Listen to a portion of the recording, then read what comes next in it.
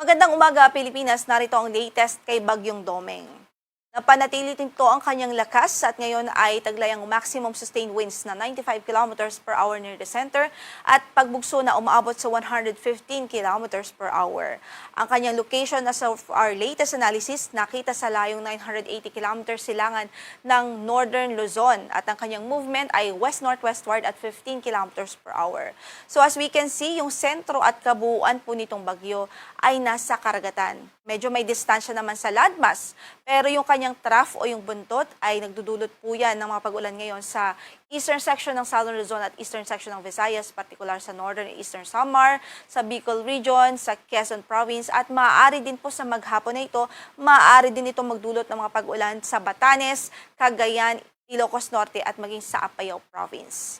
Samantala, maliban dito sa bagyo ay may prevailing din tayo ngayon na southwesterly wind flow at nakakaapekto po yan ngayon sa western sections ng Visayas, ng Mindanao at ng Palawan. So sa maghapon na ito, asahan natin ang mataas na tsansa ng mga pag-ulan at pagkidlat pagkulog sa Mimaropa region at western sections ng Visayas at Mindanao.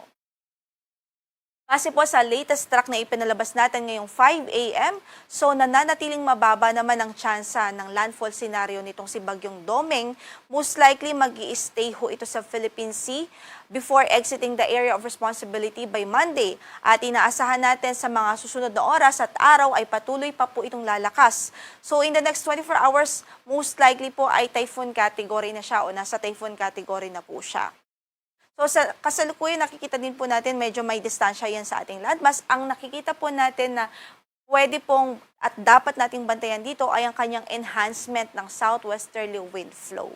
So yung southwesterly wind flow, yun po yung magdudulot ng mga pag-ulan sa malaking bahagi ng bansa ngayong weekend until early next week. So sa ating 4-day weather outlook, by today ho, inaasahan natin ang mga pag-ulan dito sa Palawan, sa natitirang bahagi pa ng Mimaropa region, sa western portion ng Visayas at maging ng Mindanao. Habang bukas naman until Tuesday, itong enhancement ni Bagyong Domeng kay southwesterly wind flow ay maaari pong magdulot ng mga malawakang pag-ulan dito po sa western section ng ating bansa, particular sa western section ng Luzon, kasama na dyan ang Metro Manila at ang western section ng Visayas. So yan po ang ating pinagpe-prepare o hahanda sa ating mga kababayan yung mga pag-ulan na yan dahil maaari po yung magdulot ng mga localized flooding, especially sa mga vulnerable areas, sa mga low-lying areas.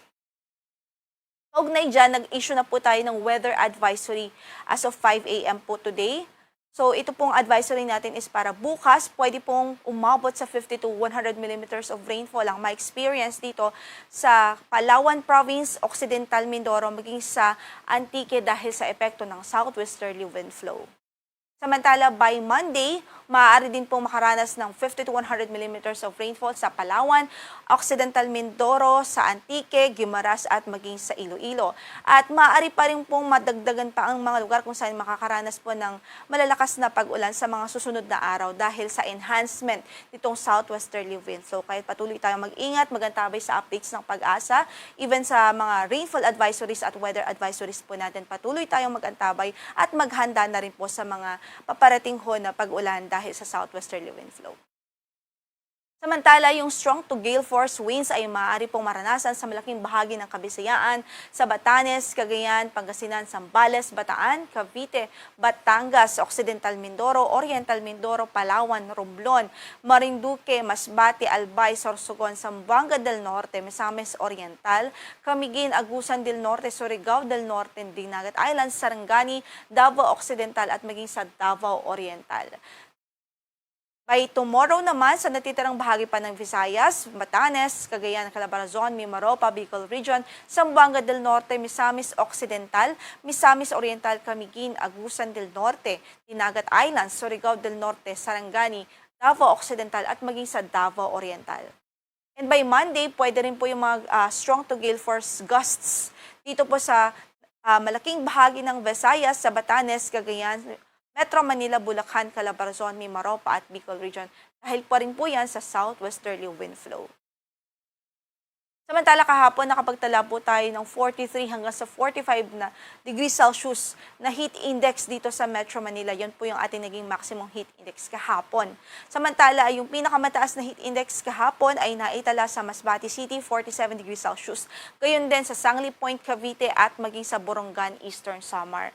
At sa forecast natin sa araw na ito dito sa Metro Manila, maaari pa rin po tayong makapagtala ng heat indices na nasa danger level, such as dito sa Kamaynilaan, 43 to 44 degrees Celsius, habang sa Baler Aurora naman ay 46 degrees Celsius ang maaaring pinakamataas na heat index po natin. So patuloy natin pinag-iingat ang ating mga kababayan, wag po tayong maging kampante at yung mga init na ito o yung apparent temperature na tinatawag natin, maaari pa rin huyang magdulot ng mga heat stress, heat cramps, or even heat stroke. So ngayon ay wala pa naman tayong gale warning na nakataas sa anumang bahagi ng ating karagatan. Banayad hanggang sa katamtaman sa malaking bahagi ng Visayas at Mindanao, pero dito po sa extreme northern Luzon o sa northern Luzon area ay katamtaman hanggang sa maalon ng kondisyon ng karagatan. Yan ang latest mula dito sa Pag-asa. Ang next bulletin po natin will be issued at 11 a.m. Mamaya lang din ho yan, so magantabay po tayo sa updates patungkol po dito kay Bagyong Domeng at sa enhanced na southwesterly wind flow. Magandang araw po.